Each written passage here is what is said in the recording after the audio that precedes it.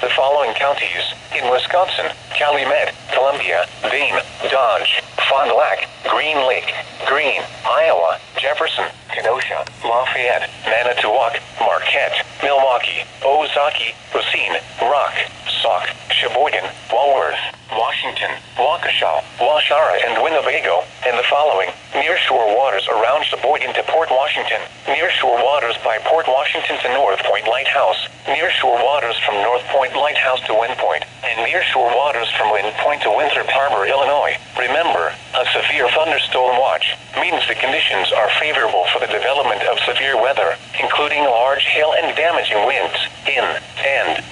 close to the watch area. While severe weather may not be imminent, persons should remain alert for rapidly changing weather conditions and listen for later statements and possible warnings. Stay tuned to NOAA Weather Radio, commercial radio and television outlets, or internet sources for the latest severe weather information.